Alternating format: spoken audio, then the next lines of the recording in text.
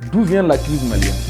Le Mali, c'est ce pays de 20 millions d'habitants où 2 tiers de la population vit sur 1 tiers de la surface totale du pays. Pour comprendre la crise que nous traversons, remontons en 2011.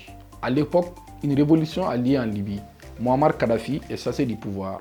Certains de ses combattants Touaregs reviennent armes et bagages à la main au Mali.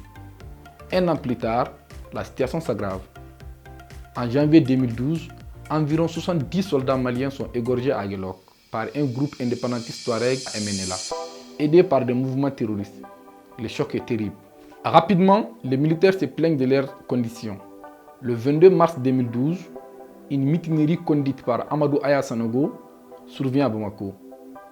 Amadou Toumani Touré démissionne et quitte le pays pour le Sénégal. C'est le chaos à Bamako. L'occasion pour les rebelles indépendantistes et le groupe islamiste de s'emparer de 3 régions du nord, Gao, Tombouctou et Kidal. Un président de la transition est nommé et en janvier 2013, Dioncounda Traoré demande à la France un soutien militaire et stoppe-note les djihadistes qui se dirigeaient vers le sud du pays.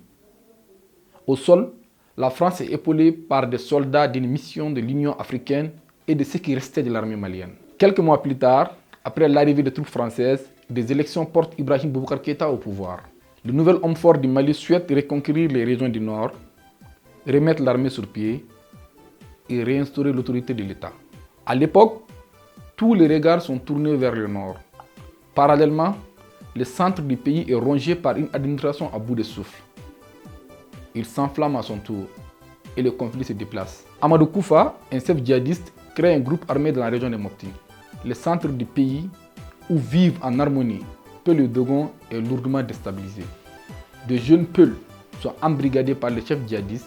Rapidement, l'amalgame est fait. Le Peul serait les djihadistes. Il faut noter que la Katiba du Massina n'est pas la seule cause de l'instabilité au centre. Elle est aussi liée au règlement des conflits entre les familles locales ainsi que les compétitions autour des ressources naturelles. Alors, face aux exactions commises, la population s'organise, des milices se créent. D'un côté des milices Peul, de l'autre des milices Dogon. Rapidement, les choses s'enveniment. Peul et Dogon s'attaquent mutuellement. Depuis la déstabilisation du centre du pays en 2013, les choses se sont aggravées. Début 2019, 37 Peuls sont assassinés à Koulogo et 160 à Ogosagou. 3 mois plus tard, à Sobané, un village Dogon, 95 personnes perdent la vie. Et rien qu'en 2018, l'ONU estime le nombre de morts à plus de 500. De son côté, l'organisme des Nations Unies, chargé des réfugiés, dénombre 171 000 déplacés internes et 138 000 externes. Avec la montée de l'insécurité, l'administration n'existe que dans les grandes villes. Cela a entraîné la fermeture des écoles et certains services sociaux de base. L'UNICEF estime à 900 le nombre d'écoles fermées. Rien qu'au premier semestre 2019, 150 enfants ont été tués lors des attaques.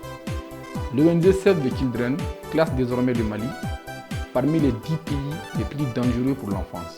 À l'heure où vous regardez cette vidéo, des violences pourraient être commises contre les civils. Contrairement à ce que beaucoup de Maliens du Sud pensent, cette crise intercommunautaire ne se déroule pas sur une autre planète. Ces massacres ont bien lieu chez nous, à quelques centaines de kilomètres de Bamako.